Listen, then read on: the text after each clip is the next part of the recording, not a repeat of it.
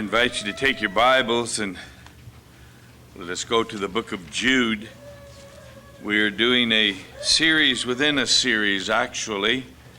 We're doing a verse-by-verse study of Jude, but in this study of the book of Jude, we've also seen representatives of rebellion being presented here. There are 6 of them. We have already studied 4. We'll study the 5th one today. But previously, we looked at the account Jude gives of unbelieving Israel. Then we studied the fallen angels who kept not their first estate.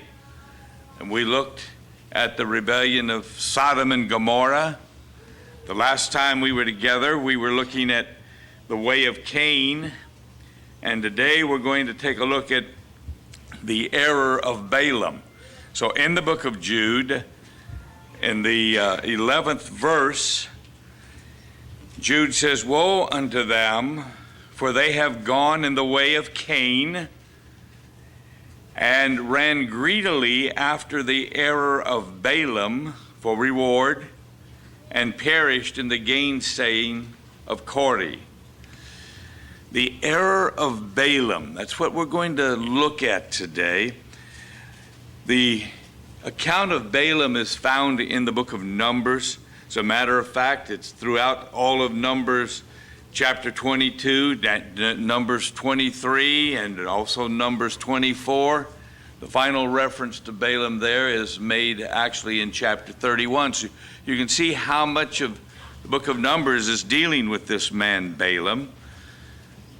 Balaam lived in Mesopotamia, or between the 2 rivers, between the Tigris and Euphrates rivers.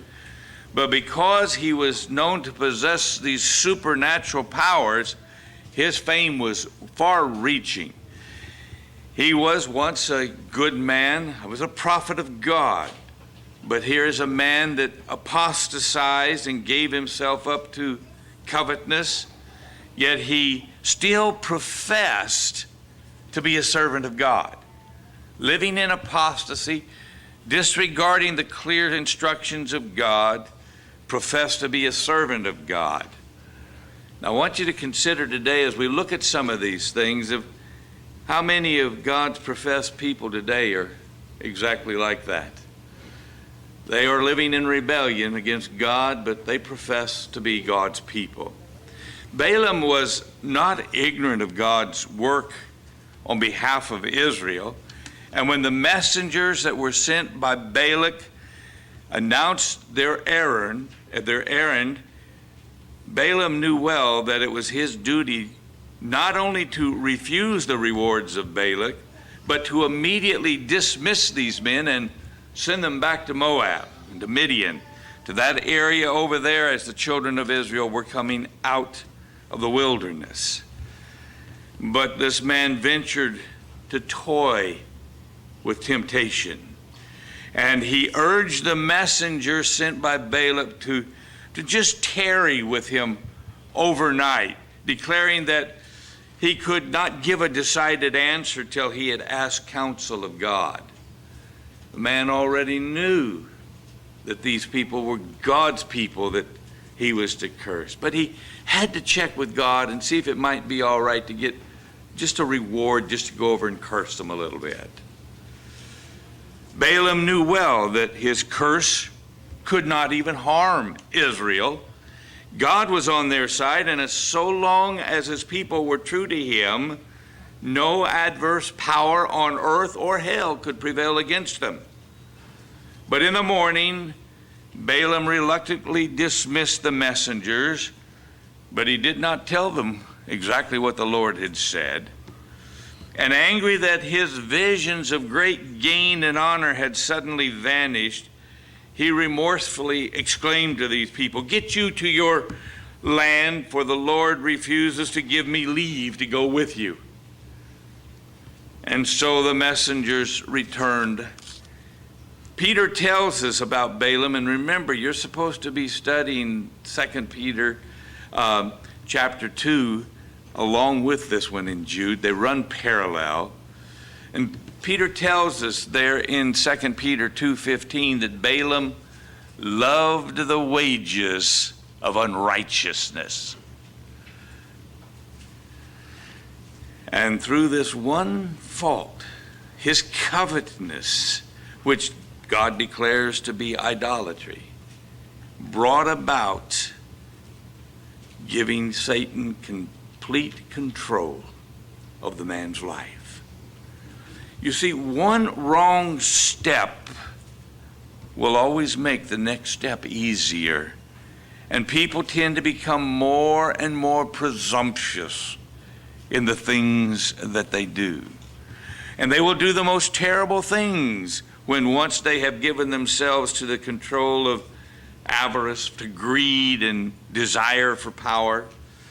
And many today flatter themselves that they can depart from the strict integrity that God sets before them just for a short time and make some use of the worldly advantages. And after they've succeeded in that, after they've gained their object, they can now change their course and they can come back whenever they please.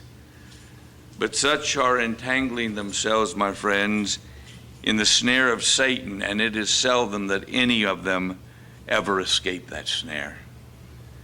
And so when the messengers reported back to Balak, went all the way back over to the borders of the promised land, and told the king that the prophet refused to come with them, but neither did they tell him why the prophet did not come with them.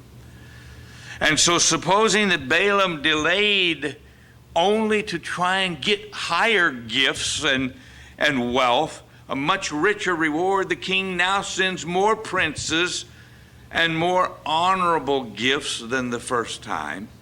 And so the messengers went back to Mesopotamia with promises of higher honors and with authority to concede to any demands that Balaam might demand. So a second time now Balaam is tested. And in response to the solicitation of the ambassadors, he again professes great conscientiousness and integrity, assuring them that no amount of gold or silver could induce him to go contrary to the will of God. But in his heart, he longed to comply with the king's request. And although the will of God had already been definitely made known to him, he again now urges the messengers to stay a while, that he might further inquire of God, if it might be all right to go this time, as though God were a man to be persuaded to change his mind at a whim. So that night the Lord appeared to Balaam and said, "If these men come to you and come and rise up and ask you to go with them, then go with them." So thus far the Lord would prevent Balaam from following his own will, because God knew that Balaam was bent on doing it. He did not seek to do the will of God, but he chose his own course and then endeavored to secure the sanction of the Lord for what his own perverse heart desired. People still do that today. I hope you're not one of them. You see, there are multitudes today that are pursuing a similar course of that of Balaam. They would have no difficulty in understanding their duty if that were in harmony with their inclinations. It is plainly set before them in the Bible, or it is clearly indicated by circumstances and reason what God's will is. But because these evidences are contrary to their desires and inclinations, they frequently set these things aside and presume to go to God to learn what God would have them to do. So with great apparent conscientiousness, these poor deceived souls today, as with Balaam, pray and long for light. But God will not be trifled with.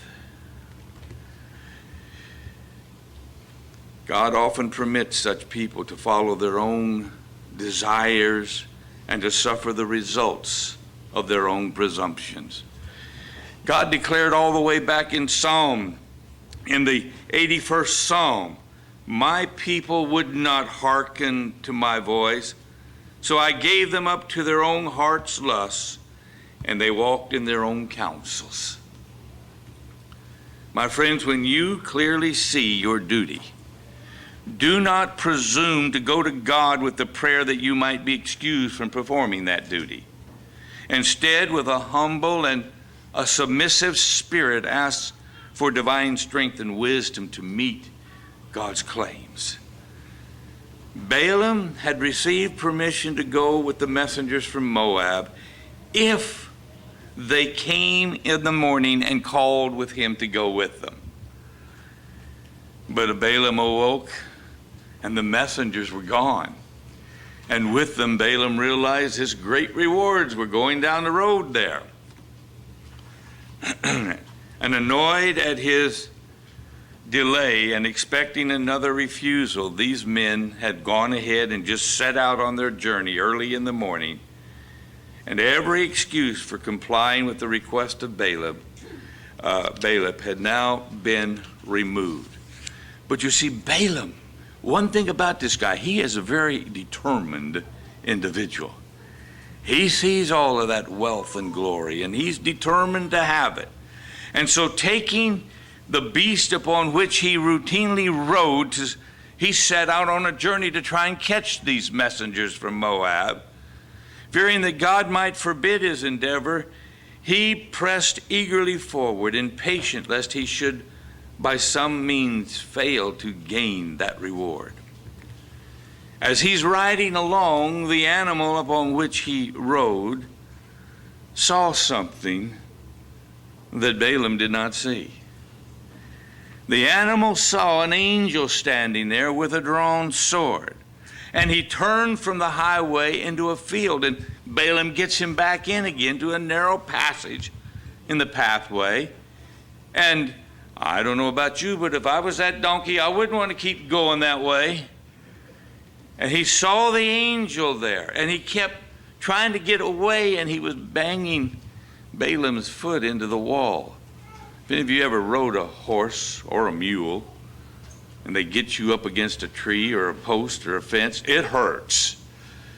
And so Balaam is getting angry with his donkey. And he did not know that the angel was there obstructing the path for him and the animal. But he became so infuriated. His rage was unrestrained now, and he jumps off of this donkey and he just starts wailing on it. And he's just giving it everything he's got, beating on this animal. And the man is so far gone now because of his anger with the donkey and the fact that the guys with the money are getting away, that all of a sudden God opened the mouth of that dumb donkey and started talking to Balaam. Why are you beating me? Haven't I always been a good little donkey? The ironic thing to me is he starts talking back to it. I tell you what, if an animal starts talking to me, an animal that's never talked or not supposed to talk, I'm probably going to be going the other way. But he starts talking. Well, you hurt my foot. And he's carrying on an argument with the donkey. Makes you wonder which one was really the donkey.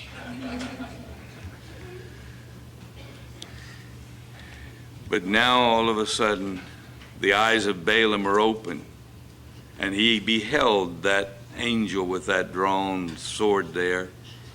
And in terror, he bowed down his head, it says, and he fell upon his face. My friends, the God of this world has blinded the minds of men which believe not the things of God. And how many are so blinded today? They rush on in forbidden paths in belligerent, deliberate disobedience to the revealed will of God, and cannot discern that God and his angels are against them. And like Balaam, they become angry at those who would seek to prevent their ruin and destruction, to try and turn them out of their set path. is a dangerous thing to do sometimes. And so when Balaam finally beheld the messenger of God standing there, he exclaimed in terror, I have sinned, for I knew not that thou stoodest in the way against me. Now therefore, if it displeases thee, I will get me back again. I'm going to go home. Just don't bother me now. Let me get out of here. I will go back again. He'd already had his chance. He wasn't supposed to be there to begin with. So the Lord allowed him to proceed on the journey and even told him that you're going to say the words that are put into your mouth. You're not going to go down there and you're not going to get your great rewards, but you will go down there and become something very evident to those people. And so God would give evidence to Moab that the Hebrews were under the guardianship of heaven, and that this did not endanger the people of God at all with Balaam coming there and trying to curse them. So when Balaam arrives, the king there, Balak, with great pomp and with the chief dignitaries of his kingdom, they escort Balaam up on this high pinnacle here and to the high places of Baal, from which he could look down into the valley and see the Hebrews all over down there. You know, the Israelites didn't even know Balaam was up there. They didn't know what the devil was trying to work out against them up there. You know, how little do many of God's people today know what great things God is doing to take care over us day and night. As the devil devises ways to bring us down, God's watching over us. Oh, how dull are the perceptions of God's people. How slow are they in every age to comprehend the great love and mercy of our God. If we could discern the wonderful power of God constantly exerted in our behalf, would not our hearts be filled with gratitude for his love and with awe at the thought of his majesty and power?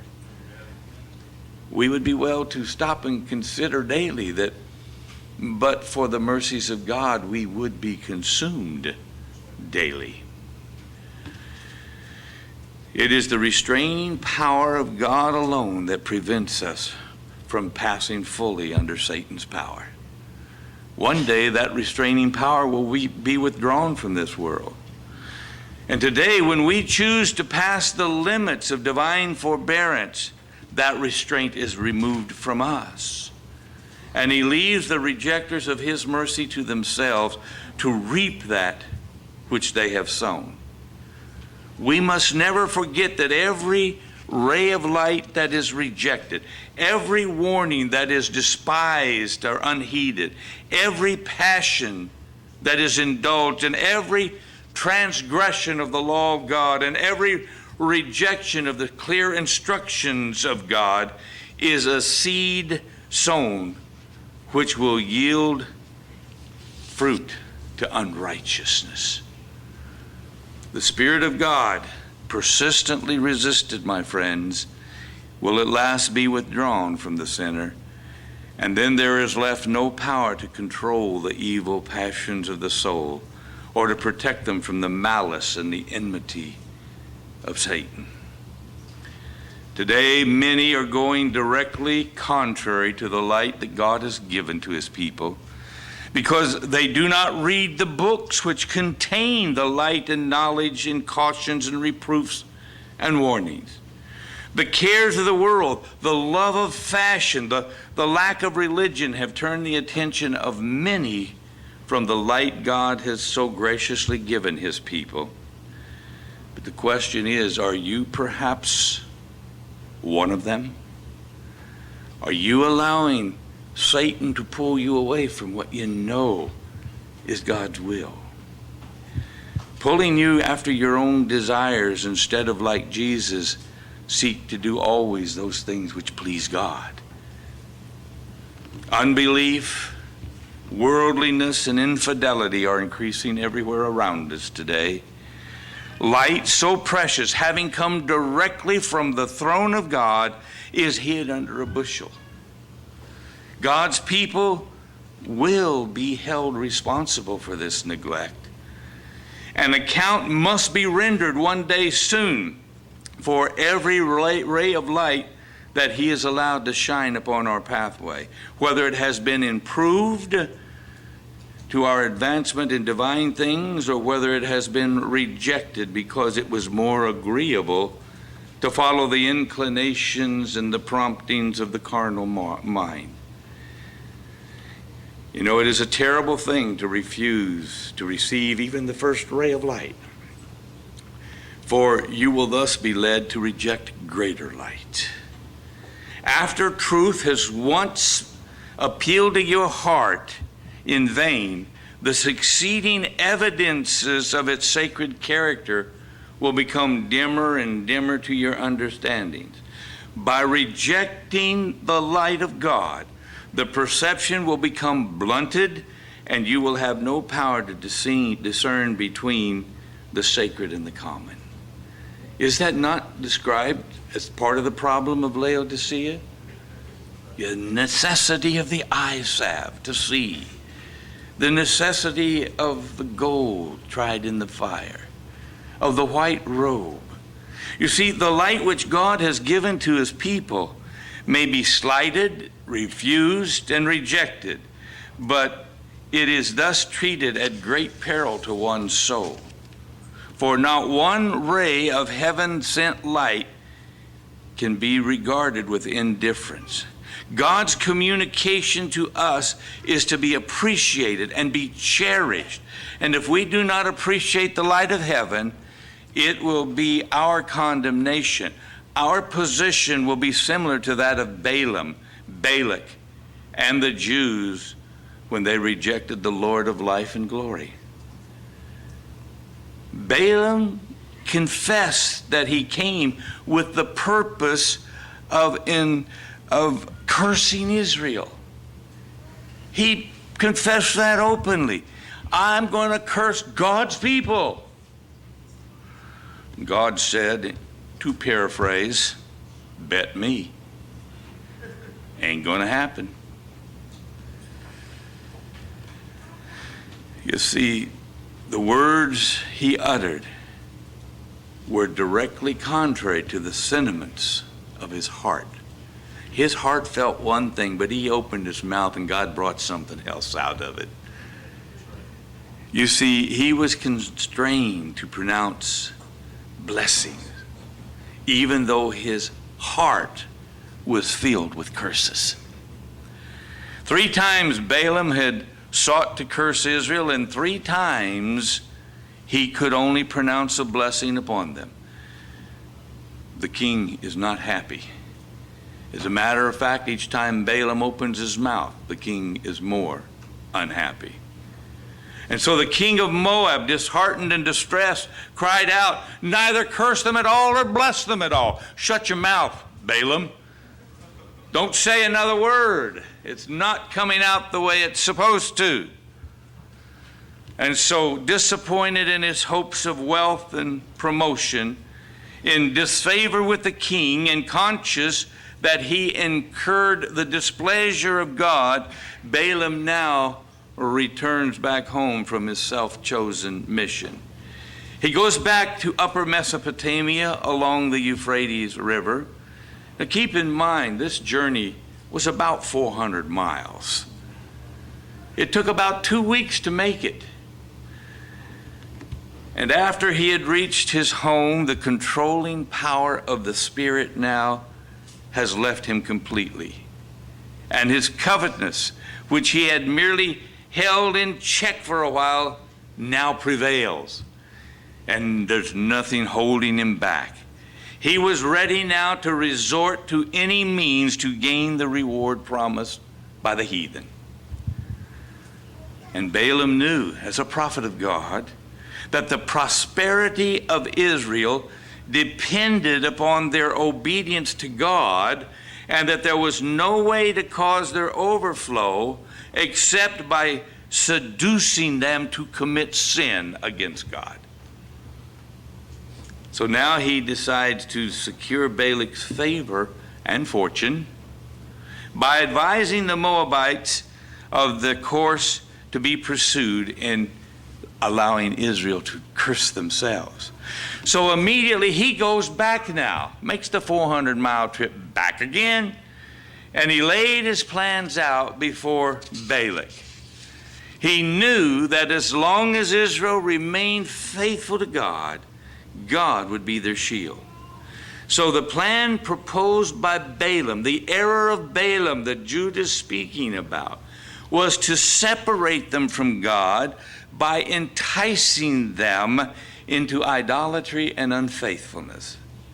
If they could be led to engage in licentious worship of Baal and Ashtaroth, they could separate themselves from God and thus forfeit God's protection and be destroyed. So this plan, of course, was readily accepted by Balak, and Balaam himself even stayed there now just to watch the success of his diabolic plans. At Balaam's suggestion, a grand festival was to be set up in honor of the pagan gods. It was to be appointed by the king of Moab and secretly arranged so that Balaam would be the one to induce the Israelites to attend. Because had Balak gone down and says, I'm throwing a party, guys, come on up, they wouldn't have come. But a prophet of God, a man that God had set up with special powers to help his people, comes into the camp and says, you know, these guys up there really aren't so bad. They're going to have a good party. I think we ought to join them. We don't want to offend them. We've been invited. We don't want to pull aside as if we are superior to other people. Let's just go socialize with them for a little while. And since he was regarded by the Israelites as a prophet of God, he had little difficulty in accomplishing his purpose. Do you see that why today it is that the devil tends to work more through the leadership that everybody else looks to bring them down so that they can bring the other people down with them? And even in this our day, friends, many are led into the paths of unrighteousness by men and women in positions of trust and leadership. They are influenced and encouraged into ignoring the clear counsel of God, of lowering the standards of God, and incorporating worldly plans and practices both into their lives and into their worship programs. And thus they venture upon forbidden ground. And because of the inducement of Balaam, the people of God ventured upon that forbidden ground, and they were entangled now in the snares of Satan. Beguiled with music and dancing and allured by the beauty of the heathen women, they cast off all of their allegiance to Jehovah. God is nowhere in their thoughts now. It's party time. And as they united in the mirth and feasting, indulgence in wine beclouded their sentence and broke down their barriers of self-control. Passion now had full sway, and having defiled their consciences by their lewdness, they were now persuaded to bow down even to the idols. They offered sacrifice upon heathen altars and participated in the most degrading rites. It was really a repeat of what their fathers' actions had been at the golden calf some years earlier. You know, it's interesting that it was the leaders, the rulers and the leading men that were among the first to transgress. It was not long, however, before the poison had spread like a deadly infection throughout the entire camp of Israel. And by the time that Moses was aroused to perceive the evil, Balaam's plan had been so successful that not only were the Israelites participating in the licentious worship at Baal Peor, But the heathen rites were now being observed in the very camp of Israel. The heathen practices were taking place in the camp of God's people. By swift judgments, though, the people were awakened to the enormity of their sin, because the account tells us very clearly in Scripture that swift judgments came upon the people and awakened them to the enormity of their sin. A terrible pestilence broke out in the camp, to which tens of thousands of people died. Numbers 25 tells us that 24,000 people died of the plague. 24,000 in a very short period of time.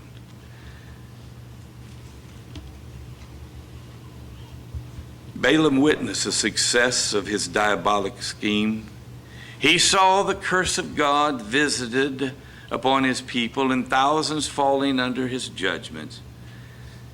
But the divine justice that punished the sin in Israel did not permit the tempters to escape either. In the war of Israel against the Midianites and the Moabites later, Balaam was slain. He had made his choice and he had sealed his destiny with the enemies of God. Again, the account tells us that 1,000 men were chosen from each of the tribes and sent out against the Midianites under the leadership of Phinehas. Phinehas is the one that stopped the plague, if you recall. He saw one of the princes bring one of the heathen princesses into his tent. And he knew what was going on because it's going on in most of the tents there. And so he just ran over, grabbed a spear, broke into the prince's tent. You know, tents are not hard to break into. And he pinned both of them to the floor of the tent. And that righteous act stopped the plagues. But now these 1,000 from each of these tribes were sent out under Phinehas' leadership, and they slew the kings of Midian, Evi and Rechem and Zur and Hur and Reba, and Balaam also, we see, was killed there, as portrayed in Numbers 31. But in all of that battle, not one Israelite died. Not one. And when Balaam was called to curse the Hebrews, he could not, by all of his enchantments and tricks, bring evil upon them. But when through yielding to temptation, they transgressed God's law, their defense departed from them. And friends, if only those of us today who profess to be God's people turn from the precepts of God, we too separate ourselves from God, and we will be unable to stand before our enemies. The Israelites, who could not be overcome by the military power of Midian or Moab, or by the enchantments of Balaam or Balak, now they fall prey to the wiles of Satan when they begin to, now this is important, intermingle, imitate, and embrace their pagan practices of the people about them. And they did so in deliberate disobedience to the commandments of God. Remember, we're told in 1 Corinthians 10, all of these things happened unto them for examples, and they were written for our admonition, upon whom the ends of the world are come. Wherefore, let him that thinketh he standeth take heed lest he fall. We are to learn from these things, friends. And as we approach the close of time, as we stand upon the very borders of the heavenly Canaan, Satan will, as of old, redouble his efforts to prevent us from entering the heavenly Canaan. He lays his snares before every one of us. And this same spirit of Balaam exists in the church today. Revelation 21:4, God says, "But I have a few things against you, because you have there them that hold the doctrine of Balaam, who taught Balak to cast a stumbling block before the children of Israel. Our scripture this morning in Jude 11, woe unto them, for they have gone in the way of Cain and ran greedily after the error of Balaam. And Peter tells us in 2 Peter 2:15 about those which have forsaken the right way and are gone astray, following the way of Balaam, the son of Bozar, who loved the wages of unrighteousness. My friends, it is a perilous thing indeed to allow an unchristian trait to live in our hearts. One trait can destroy us. One cherished sin will, little by little, debase the character, bringing all of its nobler powers into subjection to the evil desires of the carnal heart. The removal, my friends, of one safeguard from the conscience, the indulgence of one evil habit, one neglect of the high claims of God upon our lives, breaks down the defenses of the soul and opens the way for Satan to come in and lead us astray. The only safe course that we have, my friends, is to let our prayers go forth daily from a sincere heart, as did David when he said, "Thy word have I hid in my heart, that I might not sin against you." When David says, "Hold up my goings in thy paths, that my footsteps slip not." It is not the ignorant or the uncultured merely that need to be safeguarded. Satan will prepare his temptations, my friends, for those in the highest positions and in the most holy offices. If he can lead them to pollute their souls, he can, through them, destroy many, many people. And he employs the same agents now as he employed 3,000 years ago. By worldly friendships, by the charms of beauty, by pleasure-seeking, levity, partying, the indulgence of the appetite or of alcohol, he tempts God's people today to violate God's commandments. And by refusing to come out from the world and its ways. You see, when we do that, by not being obedient and distinctly different people, we do forfeit the blessing of God. It was by associations, this is important, by association with idolaters and joining in their festivities that the Hebrews were led to transgress God's law and to bring his judgments upon the entire nation.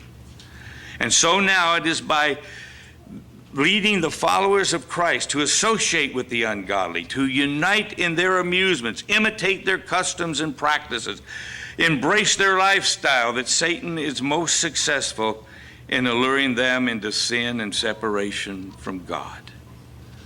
Remember the Apostle Paul's call, or God through the Apostle Paul in 2 Corinthians. Come out from among them, and be ye separate, saith the Lord, and touch not the unclean thing. God requires, my friends, of his people, of you and me, he requires of us now as great a distinction from the world, its customs, its habits, its principles, as was required of ancient Israel.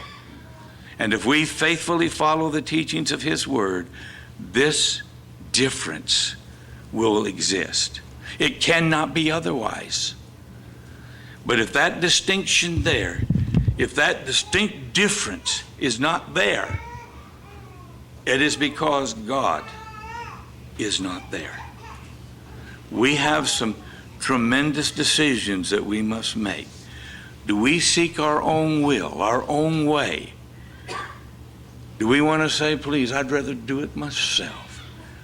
Or we want to be Frank Sinatra and do it my way? Or do we want to do it God's way? Do we want to seek his will and his good pleasure? We must each decide that individually. And we'll pick our study up here the next time.